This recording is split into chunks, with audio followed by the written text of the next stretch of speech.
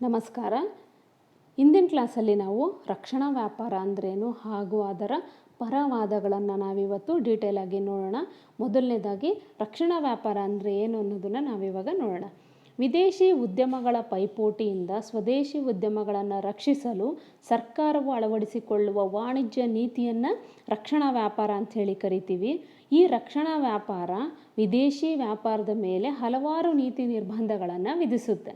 ಈ ರೀತಿ ವಿಧಿಸೋದರ ಮೂಲಕ ಆಮದು ರಫ್ತುಗಳ ನಡುವೆ ಪ್ರತ್ಯೇಕತೆಯನ್ನು ಕಲ್ಪಿಸುತ್ತೆ. ಇದು ಕಡಿಮೆ ಬೆಲೆಯ ಮತ್ತು ಉತ್ತಮ ಗುಣಮಟ್ಟದ ವಿದೇಶಿ ವಸ್ತುಗಳು ಸ್ವದೇಶಿ ವಸ್ತುಗಳ ಬೇಡಿಕೆಯನ್ನು ಕುಸಿಯುವಂತೆ ಮಾಡುತ್ತೆ. ಆದ್ದರಿಂದ ಸ್ವದೇಶಿ ಸರಕುಗಳಿಗೆ ಬೇಡಿಕೆ ಕುಸಿಯದಂತೆ ಸ್ವದೇಶಿ ಉದ್ಯಮಗಳಿಗೆ ರಕ್ಷಣಾ ನೀಡೋದು ಈ ವಾಣಿಜ್ಯ ನೀತಿಯ ಮುಖ್ಯ ಧ್ಯೇಯ ಅಂಥೇಳಿ ನಾವು ಹೇಳ್ಬೋದು. ಅಂದರೆ ರಕ್ಷಣಾ ವ್ಯಾಪಾರ ಅಂದರೆ ಏನಪ್ಪ ಅಂದರೆ ಅತಿ ಪ್ರಮುಖವಾಗಿ ವಿದೇಶಿ ಕೈಗಾರಿಕೆಗಳ ಪೈಪೋಟಿಯಿಂದ ದೇಶೀಯ ಕೈಗಾರಿಕೆಗಳನ್ನು ರಕ್ಷಿಸುವ ದೃಷ್ಟಿಯಿಂದ ರಕ್ಷಣಾ ನೀತಿಯ ಪರವಾಗಿ ಆರ್ಥಿಕ ತಜ್ಞರು ಅನೇಕ ವಾದಗಳನ್ನು ಮಂಡಿಸ್ತಾ ಹೋಗ್ತಾರೆ. ಅದರಲ್ಲಿ ಆರ್ಥಿಕ ವಾದಗಳು ಮತ್ತು ಆರ್ಥಿಕೇತರ ವಾದಗಳು ಅಂಥೇಳಿ ನಾವು ಹೇಳ್ತೀವಿ.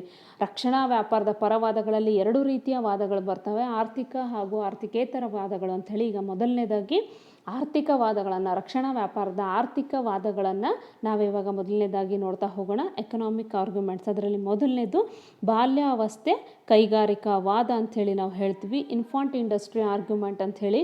ಈ ಕೈಗಾರಿಕೆಯನ್ನು Alexander Hamilton, J S. Mill, Alexander Hamilton ಮೊದಲಾದವರು ಇದನ್ನು ಮಂಡಿಸಿದ್ರು ಅಂಥೇಳಿ ನಾವು ಹೇಳಬಹುದು.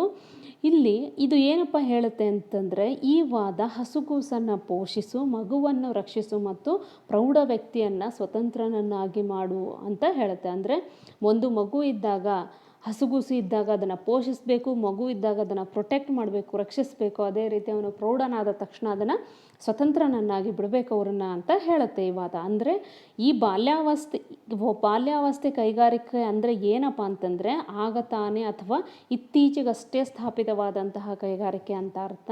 ಈ ಕೈಗಾರಿಕೆಗಳು ಇತ್ತೀಚೆಗಷ್ಟೇ ಆರಂಭ ಆಗಿರೋದ್ರಿಂದ ಅವುಗಳಿಗೆ ಆಂತರಿಕ ಮಿತವ್ಯಯಗಳು ಲಭ್ಯವಿರುವುದಿಲ್ಲ.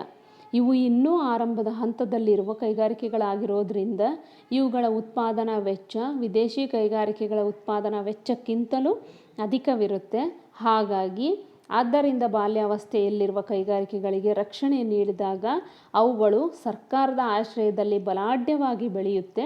ಅವುಗಳು ಅಭಿವೃದ್ಧಿ ಹೊಂದಿದ ನಂತರ ವಿದೇಶಿ ಪೈಪೋಟಿಯನ್ನೊಡ್ಡಿದರೆ ಹೆಚ್ಚು ಪ್ರಮಾಣದ ಹಾನಿ ಆಗುವುದಿಲ್ಲ ಅನ್ನೋಂಥ ಒಂದು ಪ್ರಮುಖ ಅಂಶವನ್ನು ಈ ಬಾಲ್ಯಾವಸ್ಥೆ ಕೈಗಾರಿಕಾವಾದ ಹೇಳುತ್ತೆ. ನೋಡ್ರಿ, ಈ ಬಾಲ್ಯಾವಸ್ಥೆ ಕೈಗಾರಿಕಾವಾದ ಏನಪ್ಪ ಹೇಳುತ್ತೆ ಅಂತಂದರೆ, ಅತಿ ಪ್ರಮುಖವಾಗಿ ಕೈಗಾರಿಕೆಗಳಿಗೆ ಸರ್ಕಾರ ಅನ್ನೋಂಥದ್ದು ಏನನ್ನು ಕೊಡಬೇಕು, ಆಶ್ರಯವನ್ನು ನೀಡಬೇಕು. ಸರ್ಕಾರದ ಆಶ್ರಯದಲ್ಲಿ ಬೆಳೆದ್ರೆ ಕೈಗಾರಿಕೆಗಳು ಹೆಚ್ಚು ಬಲಿಷ್ಠ ಆಗುತ್ತೆ ಅನ್ನೋಂಥ ಒಂದು ವಾದವನ್ನು ಈ ಕೈಗಾರಿಕಾವಾದ ಮಂಡಿಸುತ್ತೆ ಅಂತ ನಾವು ಹೇಳ್ಬೋದು. ನೆಕ್ಸ್ಟ್ ಇವಾಗ ಎರಡನೇ ವಾದವನ್ನು ನೋಡೋಣ. ಉದ್ಯೋಗವಾದ ಅಂಥೇಳಿ ನಾವು ಹೇಳ್ತೀವಿ, ಎಂಪ್ಲಾಯ್ಮೆಂಟ್ ಆರ್ಗ್ಯುಮೆಂಟ್ ಅಂಥೇಳಿ ಹೇಳ್ತೀವಿ. ಅಂತಾರಾಷ್ಟ್ರೀಯ ವ್ಯಾಪಾರ ಕ್ಷೇತ್ರದಲ್ಲಿ ರಕ್ಷಣಾ ವ್ಯಾಪಾರ ನೀತಿಯನ್ನು ಅನುಸರಿಸಿದ ನಿರುದ್ಯೋಗ ಸಮಸ್ಯೆಯನ್ನು ನಿವಾರಿಸಬಹುದು ಅನ್ನೋವಂಥ ಒಂದು ವಾದವನ್ನು ಈ ಕೈಗಾರಿಕಾ ನೀತಿ ಹೇಳುತ್ತೆ. ಯಾವ ರೀತಿಯಪ್ಪ ಅಂತಂದರೆ ನೋಡ್ರಿ, ಇಲ್ಲಿ ದೇಶೀಯ ಕೈಗಾರಿಕೆಗಳಿಗೆ ರಕ್ಷಣೆಯನ್ನು ಒದಗಿಸಿದ್ರೆ ಅವು ನಿರಂತರವಾಗಿ ಬೆಳೆದು ಉದ್ಯೋಗ ಸೃಷ್ಟಿಯಲ್ಲಿ ತೊಡಗ್ತವೆ. ಏಕೆಂದರೆ ವಿದೇಶಿ ಸರಕುಗಳ ಪೈಪೋಟಿ ಇರೋದಿಲ್ಲ, ಹೀಗಾಗಿ ಬೇಡಿಕೆ ಸಮಸ್ಯೆನೂ ಸಹಿತ ಬರೋದಿಲ್ಲ. ಈ ಕೈಗಾರಿಕೆಗಳಲ್ಲಿ ಹೆಚ್ಚು ಬಂಡವಾಳವನ್ನು ತೊಡಗಿಸಲು ಅನೇಕ ಸಂಘಟನಾಕಾರರು ಮುಂದಾಗುತ್ತಾರೆ. ಅವರು ಹೆಚ್ಚು ಸಂಪನ್ಮೂಲಗಳನ್ನು ತೊಡಗಿಸಿ ಬೃಹತ್ ಪ್ರಮಾಣದಲ್ಲಿ ಉತ್ಪಾದಿಸಲು ಪ್ರಯತ್ನಿಸೋದ್ರಿಂದ ಉದ್ಯೋಗದ ಸೃಷ್ಟಿ ಆಗುತ್ತೆ ಅಂತ ಈ ಕೈಗಾರಿಕಾವಾದ ಹೇಳುತ್ತೆ ಅಂಥೇಳಿ ನಾವು ಹೇಳ್ಬೋದು. ಒಟ್ಟಾರೆಯಾಗಿ ಈ ವಾದ ಏನು ಹೇಳುತ್ತೆ, ಉದ್ಯೋಗಗಳನ್ನು ಹೆಚ್ಚು ಸೃಷ್ಟಿ ಮಾಡುತ್ತೆ. ಅಂದರೆ ದೇಶೀಯ ಕೈಗಾರಿಕೆಗಳಿಗೆ ರಕ್ಷಣೆಯನ್ನು ಸೃಷ್ಟಿಸಿದ್ರೆ ದೇಶಗಳಲ್ಲಿ ಕೈಗಾರಿಕೆಗಳು ಹೆಚ್ಚು ಸೃಷ್ಟಿಯಾಗಿ ಉದ್ಯೋಗದ ಸೃಷ್ಟಿ ಆಗುತ್ತೆ ಅನ್ನೋಂಥ ಒಂದು ಅಂಶವನ್ನು ಈ ಉದ್ಯೋಗವಾದ ಹೇಳುತ್ತೆ. ನೆಕ್ಸ್ಟ್ ಇವಾಗ ಮೂರನೇ ವಾದಕ್ಕೆ ನಾವು ಬಂದರೆ, ಉದ್ಯಮಗಳ ವೈವಿಧ್ಯತೆಯ ವಾದ ಅಂಥೇಳಿ ನಾವು ಹೇಳ್ಬೋದು. Diversification of industry argument. ಮಿತಿ ಮೀರಿದ ವೈಶಿಷ್ಟ್ಯತೆಯಿಂದ ದೇಶದಲ್ಲಿ ಕೈಗಾರಿಕೆಗಳು ಅಸಮತೋಲನವಾಗಿ ಬೆಳೆದಂತಹ ರಾಷ್ಟ್ರಗಳಲ್ಲಿ ಕೈಗಾರಿಕೆಗಳ ವೈವಿಧ್ಯತೆಗಳನ್ನು ಕಾಪಾಡಲು ರಕ್ಷಣಾ ನೀತಿ ಅವಶ್ಯಕ ಅಂಥೇಳಿ ಜರ್ಮನಿಯ ಫ್ರೆಡ್ರಿಕ್ ಲೀಸ್ಟ್ ರವರು ಹೇಳ್ತಾ ಹೋಗ್ತಾರೆ. ಅಂದರೆ ಇವ್ರ ಪ್ರಕಾರ ಏನು ಅಂತಂದರೆ, ಒಂದು ದೇಶ ಕೇವಲ ಸೀಮಿತ ವಸ್ತುಗಳ ಉತ್ಪಾದನೆಯಲ್ಲಿ ತೊಡಗಿರುವುದು ರಾಜಕೀಯವಾಗಿ ಮತ್ತು ಆರ್ಥಿಕವಾಗಿ ತುಂಬ ಅಪಾಯಕಾರಕ. ಏಕೆಂದರೆ ದೇಶಗಳ ನಡುವೆ ವೈಷಮ್ಯ, ಕಾದಾಟ, ಅಸಹಕಾರ ಇನ್ನಿತರ ಅಂಶಗಳು ತೀವ್ರವಾಗಿ ಕಾಣಬರುವಂತಹ ಈ ಯುಗದಲ್ಲಿ ಯಾವ ಸಮಯದಲ್ಲಿ ಯುದ್ಧಕ್ಕೆ ಎಡೆ ಮಾಡಿಕೊಡಬಹುದು ಅನ್ನೋಂಥ ಒಂದು ಅಂಶವನ್ನು ಯುದ್ಧ ಮಾಡಿಕೊಡುವುದೆಂದು ಹೇಳಲಾಗುವುದಿಲ್ಲ. ಹೀಗಾಗಿ ಈ ವಾದ ಏನು ಹೇಳುತ್ತೆ ಅಂದರೆ ಉದ್ಯಮಗಳ ವೈವಿಧ್ಯತೆಯ ವಾದ. ಅಂದರೆ ಕೈಗಾರಿಕೆಗಳು ಅತಿ ಹೆಚ್ಚಿನದಾಗಿ, ಅಂದರೆ ಇದು ಏನು ಹೇಳುತ್ತೆ ಅಂತಂದರೆ ವೈವಿಧ್ಯತೆಗಳನ್ನು ಕಾಪಾಡೋದಕ್ಕೆ ರಕ್ಷಣಾ ನೀತಿ ಅವಶ್ಯಕ ಅಂಥೇಳಿ ಈ ವಾದ ಹೇಳುತ್ತೆ. Next balance of payment argument, ಪಾವತಿ ಶಿಲ್ಕಿನ ವಾದ ಅಂತ ಹೇಳ್ಬೋದು. ಪ್ರಪಂಚದ ಅನೇಕ ಹಿಂದುಳಿದ ರಾಷ್ಟ್ರಗಳು ಇಂದು ಪಾವತಿ ಶಿಲ್ಕಿನಲ್ಲಿ ಅಸಮತೋಲನ ಸಮಸ್ಯೆನೇ ಎದುರಿಸ್ತಾ ಇದ್ದಾವೆ. ಆಮದುಗಳು ನಿರಂತರವಾಗಿ ಹೆಚ್ಚುತ್ತಾನೆ ಇದ್ದು ರಫ್ತಿನ ಪ್ರಮಾಣ, ಪ್ರಮುಖವಾಗಿ ಕೃಷಿ ಸಾಮಗ್ರಿಗಳನ್ನು ರಫ್ತು ಮಾಡುತ್ತಿರುವ ಈ ರಾಷ್ಟ್ರಗಳು ತಮ್ಮ ಪಾವತಿ ಶಿಲ್ಕಿನ ಪರಿಸ್ಥಿತಿಯನ್ನು ಸುಧಾರಿಸಲು ಸಾಧ್ಯವಾಗದೆ ಅಂತಾರಾಷ್ಟ್ರೀಯ ಹಣಕಾಸಿನ ಸಂಸ್ಥೆಗಳಿಂದ ವಿಪರೀತವಾಗಿ ಸಾಲವನ್ನು ಪಡೆದು ಮತ್ತೆ ಮರುಪಾವತಿ ಮಾಡಲಾಗದೇ ತತ್ತರಿಸ್ತಾ ಇದ್ದಾವೆ. ಇಂತಹ ಸಂದಿಗ್ಧ ಪರಿಸ್ಥಿತಿಯಲ್ಲಿ ಈ ರಾಷ್ಟ್ರಗಳು ಆಮದುಗಳ ಮೇಲೆ ನಿಯಂತ್ರಣ ವಿಧಿಸೋದು ಉತ್ತಮ ಅಂಥೇಳಿ ಈ ನೀತಿ ಹೇಳುತ್ತೆ. ಅಂದರೆ ಅಸಮತೋಲನ ಪಾವತಿ ಶಿಲ್ಕಿನಿಂದ ಹೊರಬರಬಹುದು ಅನ್ನೋಂಥ ಒಂದು ಅಂಶವನ್ನು ಇದು ಹೇಳುತ್ತೆ. ನೆಕ್ಸ್ಟ್ ಪ್ರತಿಕಾರವಾದ, ರಿಟ್ಯಾಲಿಯೇಷನ್ ಆರ್ಗ್ಯುಮೆಂಟ್ ಅಂತ ಹೇಳ್ತೀವಿ. ಒಂದು ದೇಶದ ಸರಕುಗಳ ಬೆಲೆ ಇನ್ನೊಂದು ದೇಶದ ಸುಂಕಗಳನ್ನು ವಿಧಿಸಿ ಆಮದು ನಿಯಂತ್ರಣಕ್ಕೆ ಮುಂದಾದರೆ ಪ್ರತಿಕಾರವಾಗಿ ಆ ದೇಶವು ತಾನು ಸುಂಕ ವಿಧಿಸಿದ ದೇಶದಿಂದ ಆಮದು ಮಾಡಿಕೊಳ್ಳುತ್ತಿರುವ ಸುಂಕಗಳ ಮೇಲೆ ಸುಂಕ ವಿಧಿಸಬಹುದು. ಇದು ಒಂದು ರೀತಿಯಲ್ಲಿ ಹಮ್ಮುರಬಿ ಶಾಸನವಿದ್ದಂತೆ. ನೀನು ಸುಂಕ ವಿಧಿಸಿದರೆ ನಾನೂ ವಿಧಿಸುತ್ತೇನೆ ಅನ್ನೋವಂಥ ಒಂದು ಅಂಶವನ್ನು ಇದು ಈ ವಾದ ಹೇಳುತ್ತೆ ಅಂಥೇಳಿ ನಾವು ಹೇಳ್ಬೋದು. ಅಂದರೆ ಯಾವುದಾದ್ರೂ ಒಂದು ರಾಷ್ಟ್ರ ಸುಂಕಗಳನ್ನು ವಿಧಿಸಿದ್ರೆ ಆ ರಾಷ್ಟ್ರದಿಂದ ಆಮದನ್ನು ಮಾಡ್ಕೊಳ್ಳುವಂಥ ರಾಷ್ಟ್ರ ನಾನು ಸಹಿತ ಸುಂಕ ವಿಧಿಸ್ತೀನಿ, ಪ್ರತಿಕಾರವಾಗಿಯೂ ಸಹಿತ ಸುಂಕಗಳನ್ನು ವಿಧಿಸಬಹುದು ಅನ್ನೋವಂಥ ವಾದವನ್ನು ಇದು ಹೇಳುತ್ತೆ. ನೆಕ್ಸ್ಟ್ ವ್ಯಾಪಾರ ಕರಾರು ವಾದ, ಟರ್ಮ್ಸ್ ಆಫ್ ಟ್ರೇಡ್ ಆರ್ಗ್ಯುಮೆಂಟ್ ಅಂಥೇಳಿ ನಾವು ಹೇಳ್ತೀವಿ. ಈ ವಾದವನ್ನು ಪ್ರಸಿದ್ಧ ಅರ್ಥಶಾಸ್ತ್ರಜ್ಞರಾದಂತಹ JS ಮಿಲ್, ಮಾರ್ಷಲ್ ಹಾಗೂ ಅನೇಕರು ಇದನ್ನು ಪ್ರತಿಪಾದಿಸಿದ್ರು ಅಂಥೇಳಿ ನಾವು ಹೇಳ್ಬೋದು. ಇವ್ರ ಪ್ರಕಾರ ಏನು, ಒಂದು ದೇಶ ಸುಂಕಗಳನ್ನು ವಿಧಿಸೋದರ ಮೂಲಕ ವ್ಯಾಪಾರ ಕರಾರುಗಳನ್ನು ತನ್ನ ಅನುಕೂಲಕ್ಕೆ ತಕ್ಕಂತೆ ಮಾರ್ಪಾಡು ಮಾಡಿಕೊಳ್ಬಹುದು. ವ್ಯಾಪಾರ ಕರಾರು ಯಾವ ದೇಶಕ್ಕೆ ಅನುಕೂಲಕರವಾಗಿರುತ್ತದೆಯೋ ಆ ದೇಶದ ಪಾವತಿ ಶಿಲ್ಕಿನ ಪರಿಸ್ಥಿತಿಯು ಸುಧಾರಿಸುತ್ತೆ. ಅದರಿಂದ ದೇಶದ ವ್ಯಾಪಾರ ಕರಾರುಗಳನ್ನು ಉತ್ತಮಪಡಿಸಿಕೊಳ್ಳಲು ರಕ್ಷಣಾ ನೀತಿ ಅವಶ್ಯಕ ಅಂಥೇಳಿ ಇದು ಹೇಳುತ್ತೆ. ನೋಡ್ರಿ, ಇದು ಏನಪ್ಪ ಹೇಳುತ್ತೆ ಅಂತಂದರೆ ಒಂದು ದೇಶ ಸುಂಕಗಳನ್ನು ವಿಧಿಸೋದ್ರಿಂದ ವ್ಯಾಪಾರ ಕರಾರುಗಳು ಅನುಕೂಲ ಆಗ್ತವೆ, ಅಂದರೆ ಅನುಕೂಲಕ್ಕೆ ತಕ್ಕಂತೆ ಮಾರ್ಪಾಡುಗಳನ್ನು ಮಾಡ್ಕೋಬಹುದು ಅಂಥೇಳಿ ಹೇಳುತ್ತೆ. ಯಾವ ರಾಷ್ಟ್ರಕ್ಕೆ ವ್ಯಾಪಾರದ ಕರಾರು ಅನುಕೂಲಕರ ಆಗಿರುತ್ತೋ ಅಲ್ಲಿನ ಪಾವತಿ ಶಿಲ್ಕಿನ ಪರಿಸ್ಥಿತಿಯು ಸಹಿತ ಸುಧಾರಿಸುತ್ತೆ ಅಂತ ಈ ವಾದ ಹೇಳುತ್ತೆ. ನೆಕ್ಸ್ಟ್ ವಾದಕ್ಕೆ ಬಂದರೆ ರೆವಿನ್ಯೂ ಆರ್ಗ್ಯುಮೆಂಟ್ ಅಂಥೇಳಿ ನಾವು ಹೇಳ್ತೀವಿ. ಆದಾಯವಾದ, ರಕ್ಷಣಾ ವ್ಯಾಪಾರ ನೀತಿಯನ್ನು ಸಾರ್ವಜನಿಕ ಹಣಕಾಸಿನ ದೃಷ್ಟಿಯಿಂದಲೂ ಒಪ್ಪಿಕೊಳ್ಳಬಹುದು. ಏಕೆಂದರೆ ಆಮದು ನಿಯಂತ್ರಣ ದೃಷ್ಟಿಯಲ್ಲಿ ವಿಧಿಸಿದ ಸುಂಕ ಸರ್ಕಾರಕ್ಕೆ ಗಣನೀಯ ಪ್ರಮಾಣದಲ್ಲಿ ಆದಾಯವನ್ನು ತರುತ್ತೆ. ಹೀಗಾಗಿ ಇದು ರಕ್ಷಣಾ ವ್ಯಾಪಾರ ಅತಿ ಹೆಚ್ಚಿನ ಆದಾಯವನ್ನು ತಂದುಕೊಡುವಂತಹ ಒಂದು ವಾದ ಅಂಥೇಳಿ ನಾವು ಹೇಳ್ಬೋದು. ಯಾಕೆಂದರೆ ಆಮದುಗಳ ನಿಯಂತ್ರಣದ ದೃಷ್ಟಿಯಲ್ಲಿ ವಿಧಿಸಿದಂತಹ ಸುಂಕ ಸರ್ಕಾರಕ್ಕೆ ಆದಾಯವನ್ನು ತರುತ್ತೆ. ನೆಕ್ಸ್ಟ್ ಅಗ್ಗದ ಕೂಲಿ ವಾದ, ದಿ ಚೀಪರ್ ಲೇಬರ್ ಆರ್ಗ್ಯುಮೆಂಟ್ ಅಂಥೇಳಿ ನಾವು ಹೇಳ್ತೀವಿ. ಮುಕ್ತ ವ್ಯಾಪಾರ ನೀತಿಯು ಪ್ರತಿಪಾದಕರ ಪ್ರಕಾರ ಒಂದು ದೇಶದಲ್ಲಿ ದುಬಾರಿ ಕೂಲಿ ಇದೆ ಅಂದಾಗ ಅದು ಎದುರುವಂಥ ಅವಶ್ಯಕತೆ ಇರಲ್ಲ. ಯಾಕಂದರೆ ದುಬಾರಿ ಕೂಲಿ ಕೊಡುವ ದೇಶದಲ್ಲಿ ಶ್ರಮದ ದಕ್ಷತೆ ಉನ್ನತ ಮಟ್ಟದಲ್ಲಿರುತ್ತೆ. ಅಷ್ಟೇ ಅಲ್ಲದೆ ಒಂದು ವೇಳೆ ಶ್ರಮಿಕರ ಕೊರತೆಯಿಂದ ಹೆಚ್ಚು ಕೂಲಿ ನೀಡಿದರೂ ಸಹ ಆಧುನಿಕ ತಂತ್ರಜ್ಞಾನ ಹಾಗೂ ಯಂತ್ರೋಪಕರಣಗಳ ಉಪಯೋಗದಿಂದ ಸರಕುಗಳನ್ನು ಕಡಿಮೆ ವೆಚ್ಚದಲ್ಲಿ ಉತ್ಪಾದಿಸೋದು ಸಾಧ್ಯ ಆಗುತ್ತೆ ಅಂಥೇಳಿ ನಾವು ಹೇಳ್ಬೋದು. ಅಂದರೆ ಇದು ಏನು ಹೇಳುತ್ತಪ್ಪ ಅಂತಂದರೆ ಶ್ರಮಿಕರ ಕೊರತೆಯಿಂದ ಹೆಚ್ಚು ಕೂಲಿ ನೀಡಿದ್ರೂ ಸಹ ಆಧುನಿಕ ತಂತ್ರಜ್ಞಾನ ಮತ್ತು ಯಂತ್ರೋಪಕರಣಗಳ ಉಪಯೋಗದಿಂದ ಸರಕುಗಳನ್ನು ಕಡಿಮೆ ವೆಚ್ಚದಲ್ಲಿ ಉಪಯೋಗಿಸೋದು ಸಹ ಸಾಧ್ಯ ಆಗುತ್ತೆ ಅಂತೇಳಿ, ಉತ್ಪಾದಿಸುವುದು ಸಹ ಸಾಧ್ಯ ಆಗುತ್ತೆ ಅನ್ನೋಂಥ ಒಂದು ವಾದವನ್ನು ಇದು ಹೇಳುತ್ತೆ. ನೆಕ್ಸ್ಟ್ ನೈಸರ್ಗಿಕ ಸಂಪನ್ಮೂಲಗಳ ಸಂರಕ್ಷಣೆಯ ವಾದ ಅಂಥೇಳಿ ನಾವು ಹೇಳ್ಬೋದು. Conservation of natural resources argument.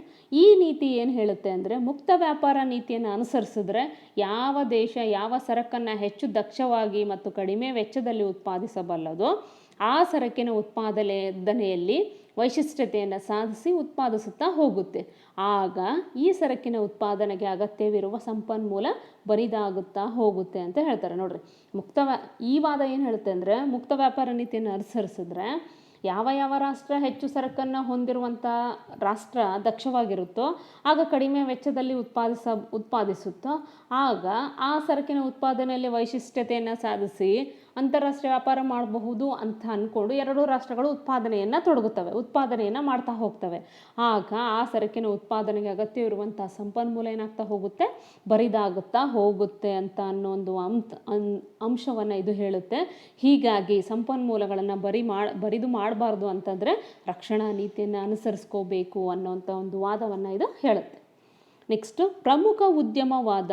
ಒಂದು ದೇಶದ ಸರ್ವಾಂಗೀಣ ಅಭಿವೃದ್ಧಿಯ ದೃಷ್ಟಿಯಿಂದ ಪ್ರಮುಖ ಉದ್ಯಮಗಳನ್ನು ಅಭಿವೃದ್ಧಿಪಡಿಸಲು ಹಾಗೂ ಅವುಗಳನ್ನು ವಿದೇಶಿ ಸರಕುಗಳ ಪೈಪೋಟಿಯಿಂದ ರಕ್ಷಿಸಲು ರಕ್ಷಣಾ ನೀತಿಯ ಅಗತ್ಯವಿದೆ ಅಂಥೇಳಿ ನಾವು ಹೇಳ್ಬೋದು. ಅಂದರೆ ಇಲ್ಲಿ ನೋಡ್ರಿ, ಸರ್ವಾಂಗೀಣ ಅಭಿವೃದ್ಧಿಯ ದೃಷ್ಟಿಯಿಂದ ಪ್ರಮುಖ ಉದ್ಯಮಗಳನ್ನು ಅಭಿವೃದ್ಧಿಪಡಿಸಬಹುದು ಹಾಗೂ ಅವುಗಳ ವಿದೇಶಿ ಸರಕುಗಳ ಪೈಪೋಟಿಯಿಂದ ರಕ್ಷಿಸಲು ಸಹಿತ ರಕ್ಷಣಾ ನೀತಿಯ ಅವಶ್ಯಕತೆ ಇದೆ ಅನ್ನೋಂಥ ಒಂದು ಅಂಶವನ್ನು ಈ ವಾದ ಹೇಳುತ್ತೆ. ನೆಕ್ಸ್ಟ್, ಅಕ್ರಮ ವ್ಯವಹಾರಗಳನ್ನು ತಡೆಗಟ್ಟುವ ವಾದ. ಆ್ಯಂಟಿ ಡಂಪಿಂಗ್ ಆರ್ಗ್ಯುಮೆಂಟ್. ಕೆಲವೊಮ್ಮೆ ಕೆಲ ರಾಷ್ಟ್ರಗಳು ನೋಡ್ರಿ, ಅಂತಾರಾಷ್ಟ್ರೀಯ ಮಾರುಕಟ್ಟೆಯಲ್ಲಿ ಪೈಪೋಟಿ ಇದ್ದಾಗ ಹೆಚ್ಚು ಮಾರುಕಟ್ಟೆಯನ್ನು ತಮ್ಮದಾಗಿಸಿಕೊಳ್ಳುವ ದೃಷ್ಟಿಯಿಂದ ಕಡಿಮೆ ಬೆಲೆಯಲ್ಲಿ ಮಾರಾಟ ಮಾಡುವ ಅಕ್ರಮ ವ್ಯವಹಾರಗಳಲ್ಲಿ ತೊಡಗಬಹುದು. ಹೀಗಾಗಿ ಇಂತಹ ವ್ಯವಹಾರಗಳು ಕಡಿಮೆ ಆಗಬೇಕು ಅಂದರೆ ರಕ್ಷಣಾ ವ್ಯಾಪಾರವನ್ನು ಅಳವಡಿಸ್ಕೊಳ್ಬೇಕು ಅಂಥೇಳಿ ಹೇಳ್ತಾರೆ. ನೆಕ್ಸ್ಟ್ ವಾದಕ್ಕೆ ಬಂದರೆ, ಮನೆಯಲ್ಲಿ ಹಣ ಉಳಿಸುವ ವಾದ. ಕೀಪಿಂಗ್ ಮನಿ ಇನ್ ಹೋಮ್ ಆರ್ಗ್ಯುಮೆಂಟ್.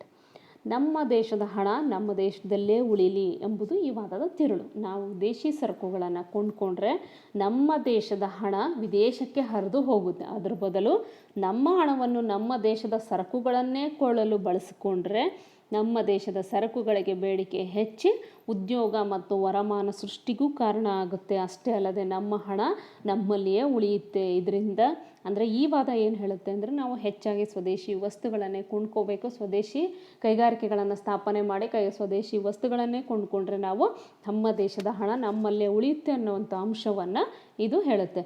ಸೊ ಇಷ್ಟೆಲ್ಲ ವಾದಗಳನ್ನು, ಈ ಮೇಲಿನ ಎಲ್ಲ ವಾದಗಳನ್ನು ನಾವು ಆರ್ಥಿಕ ವಾದಗಳು ಅಂಥೇಳಿ ನಾವು ಕರಿತೀವಿ. ನೆಕ್ಸ್ಟ್ ಇವಾಗ ಆರ್ಥಿಕೇತರ ವಾದಗಳನ್ನು ನಾವು ಇವಾಗ ನೋಡೋಣ. ಆರ್ಥಿಕೇತರ ವಾದಗಳು ಯಾವ್ಯಾವು ಅನ್ನೋದನ್ನು ನೋಡೋಣ. ನಾನ್ ಎಕನಾಮಿಕ್ ಆರ್ಗ್ಯುಮೆಂಟ್ಸ್.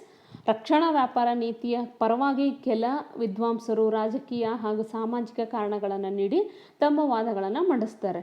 ಇವುಗಳನ್ನು ಆರ್ಥಿಕೇತರ ವಾದಗಳು ಅಂತ ಹೇಳಿ ಸಹಿತ ಕರಿಬೋದು. ಯಾವ್ಯಾವಪ್ಪ ಅನ್ನೋದನ್ನು ನೋಡೋಣ. ಮೊದಲನೇದಾಗಿ ರಕ್ಷಣಾ ಕೈಗಾರಿಕೆ ವಾದ, ಡಿಫೆನ್ಸ್ ಇಂಡಸ್ಟ್ರಿ ಆರ್ಗ್ಯುಮೆಂಟ್ ಅಂತ ಹೇಳಿ ನಾವು ಹೇಳ್ತೀವಿ. ರಾಷ್ಟ್ರ ರಕ್ಷಣೆಯ ಹಿತದೃಷ್ಟಿಯಿಂದ ಸಹ ರಕ್ಷಣಾ ವ್ಯಾಪಾರ ನೀತಿಯನ್ನು ಕೆಲ ವಿದ್ವಾಂಸರು ಏನು ಮಾಡ್ತಾರೆ, ಪ್ರತಿಪಾದಿಸ್ತಾರೆ. ಅಡಮ್ ಸ್ಮಿತ್ ಸಂಪತ್ತಿಗಿಂತ ರಕ್ಷಣೆಯೇ ಮುಖ್ಯ ಅಂಥೇಳಿ ಹೇಳಿದ್ದಾರೆ. ಯಾವುದೇ ಒಂದು ದೇಶ ಸ್ವಾವಲಂಬನೆಯನ್ನು ಸಾಧಿಸೋದು ಒಳ್ಳೆಯದು, ಏಕೆಂದರೆ ಯುದ್ಧದ ಸಮಯದಲ್ಲಿ ಪರಾವಲಂಬನೆ ಹಿತಕರವಲ್ಲ. ಅಂದರೆ ಯುದ್ಧದ ಸಂದರ್ಭದಲ್ಲಿ ನಾವು ಬೇರೆ ಬೇರೆ ರಾಷ್ಟ್ರಗಳನ್ನು ಅವಲಂಬಿಸೋದು ಸರಿಯಲ್ಲ. ಹೀಗಾಗಿ ನಾವು ಏನು ಮಾಡಬೇಕು, ರಕ್ಷಣೆಯನ್ನು ನಾವು ನಮ್ಮ ದೇಶದ ಕೈಗಾರಿಕೆಗಳನ್ನು ನಾವು ರಕ್ಷಣೆ ಮಾಡ್ಕೋಬೇಕು ಅನ್ನೋವಂಥ ಒಂದು ಅಂಶವನ್ನು ಈ ವಾದ ಹೇಳುತ್ತೆ. ಅದೇ ರೀತಿಯಾಗಿ ನಮ್ಮ ದೇಶದಲ್ಲಿ ಅಂದರೆ ಬೇರೆ ರಾಷ್ಟ್ರಗಳ ಮೇಲೆ ಅವಲಂಬನೆ ಆಗದೆ ನಮ್ಮ ರಾಷ್ಟ್ರಗಳಲ್ಲಿನೇ ನಾವು ಕೈಗಾರಿಕೆಗಳನ್ನು ಸ್ಥಾಪನೆ ಮಾಡಿ ಸ್ವಾವಲಂಬನೆಯನ್ನು ಸಾಧಿಸಬೇಕು ಅನ್ನೋವಂಥ ಒಂದು ಅಂಶವನ್ನು ಈ ವಾದ ಹೇಳುತ್ತೆ. ನೆಕ್ಸ್ಟ್, ದೇಶಪ್ರೇಮವಾದ, ಪೇಟ್ರಿಯಾಟಿಸಮ್ ಆರ್ಗ್ಯುಮೆಂಟ್ ಅಂಥೇಳಿ ನಾವು ಹೇಳ್ತೀವಿ. ಜನರಲ್ಲಿ ರಾಷ್ಟ್ರ ಪ್ರೇಮವನ್ನು ಹೆಚ್ಚಿಸಲು ಸಹ ರಕ್ಷಣಾ ವ್ಯಾಪಾರ ನೀತಿಯನ್ನು ಪ್ರತಿಪಾದಿಸಲಾಗುತ್ತೆ. ರಕ್ಷಣಾ ವ್ಯಾಪಾರ ನೀತಿಯನ್ನು ಅನುಸರಿಸೋದ್ರಿಂದ ಜನರು ಸ್ವದೇಶಿ ವಸ್ತುಗಳನ್ನು ಹೆಚ್ಚಾಗಿ ಕೊಂಡ್ಕೊಳ್ತಾರೆ ಅಂತ ಈ ವಾದ ಹೇಳುತ್ತೆ. ಯಾಕೆಂದರೆ ದೇಶ ಪ್ರೇಮ ಇದ್ದವರು ಅಂದರೆ ಇಂತಹ ವಸ್ತುಗಳನ್ನು ಕೊಂಡ್ಕೊಳ್ತಾರೆ ಅಂಥೇಳಿ ನಾವು ಹೇಳ್ಬೋದು. ನೆಕ್ಸ್ಟ್, ಅದೇ ರೀತಿಯಾಗಿ ಸಂರಕ್ಷಣೆವಾದ, ಪ್ರಿಸರ್ವೇಷನ್ ಆರ್ಗ್ಯುಮೆಂಟ್ ಅಂಥೇಳಿ ನಾವು ಹೇಳ್ತೀವಿ. ಈ ಪ್ರಿಸರ್ವೇಷನ್ ಆರ್ಗ್ಯುಮೆಂಟ್ ಏನಪ್ಪ ಹೇಳುತ್ತೆ ಅಂತಂದರೆ, ಇದು ಮುಕ್ತ ವ್ಯಾಪಾರ ನೀತಿಯಡಿ ಒಂದು ದೇಶದ ಸಂಸ್ಕೃತಿ ನಾಗರಿಕತೆ, ಕಲೆ ಮತ್ತು ಸಂಪ್ರದಾಯಗಳು ಹಾಗೂ ಒಂದು ಪ್ರಮುಖ ಜನಾಂಗವೇ ನಾಶ ಹೊಂದ್ಬೋದು. ಇವುಗಳೆಲ್ಲವನ್ನು ಸೂಕ್ಷ್ಮವಾಗಿ ಸಂರಕ್ಷಿಸಲು ರಕ್ಷಣಾ ವ್ಯಾಪಾರದ ನೀತಿಯ ಅವಶ್ಯಕತೆ ಇದೆ ಅಂಥೇಳಿ ಈ ವಾದ ಹೇಳುತ್ತೆ. ನೆಕ್ಸ್ಟ್, ಹಾನಿಕಾರಕ ವಸ್ತುಗಳ ನಿರ್ಬಂಧದ ವಾದ ಅಂಥೇಳಿ ನಾವು ಹೇಳ್ಬೋದು. Control of harmful goods and arguments ಅಂಥೇಳಿ ನಾವು ಗೂಡ್ಸ್ ಆರ್ಗ್ಯುಮೆಂಟ್ ಅಂಥೇಳಿ control of harmful goods argument, ಹಾನಿಕಾರಕ ವಸ್ತುಗಳ ನಿರ್ಬಂಧವಾದ. ಸುಂಕಗಳನ್ನು ವಿಧಿಸುವ ಮೂಲಕ ಹಾನಿಕಾರಕ ಕೆಲ ವಸ್ತುಗಳು ದುಬಾರಿಯಾದ ವಿಲಾಸಿ ವಸ್ತುಗಳ ಆಮದನ್ನು ನಿಯಂತ್ರಿಸಿ ವಿದೇಶಿ ವಿನಿಮಯವನ್ನು ನಾವು ಉಳಿಸಬಹುದು ಅಂಥೇಳಿ ನಾವು ಹೇಳ್ತೀವಿ. ಅಂದರೆ ಕೆಲವೊಂದು ಯಾವುದಾದ್ರೂ ಅಂದರೆ ಜನರ ಆರೋಗ್ಯದ ಮೇಲೆ ಹಾನಿಯನ್ನು ಉಂಟು ಮಾಡುವಂತಹ ಇದು ಡ್ರಗ್ಸ್ ಆಗಿರ್ಬೋದು, ಗಾಂಜಾ, ಅಫೀಮು ಅಥವಾ ಆಲ್ಕೋಹಾಲ್, ಇವೆಲ್ಲವನ್ನು ಹಾನಿಕಾರಕ ವಸ್ತುಗಳು ಅಂತ ಹೇಳ್ಬೋದು ನಾವು. ಇಂತಹ ಹಾನಿಕಾರಕ ವಸ್ತುಗಳ ನಿರ್ಬಂಧವನ್ನು ಮಾಡಿದ್ರೆ ವಿದೇಶಿ ವಿನಿಮಯವನ್ನು ಸಹಿತ ನಾವು ಉಳಿಸ್ಬಹುದು ಅಂಥೇಳಿ ನಾವು ಹೇಳ್ತೀವಿ.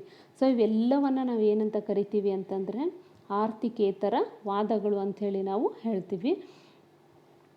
ಈ ಟಾಪಿಕಲ್ಲಿ ಬರುವಂತಹ ಕ್ವಶನ್ ಏನಪ್ಪ ಅಂತಂದರೆ ರಕ್ಷಣಾ ವ್ಯಾಪಾರ ಅಂದರೆ ಏನು ಹಾಗೂ ರಕ್ಷಣಾ ವ್ಯಾಪಾರದ ಪರವಾದಗಳನ್ನು ವಿವರಿಸಿ ಅಂಥೇಳಿ ನಾವು ಹೇಳ್ಬೋದು.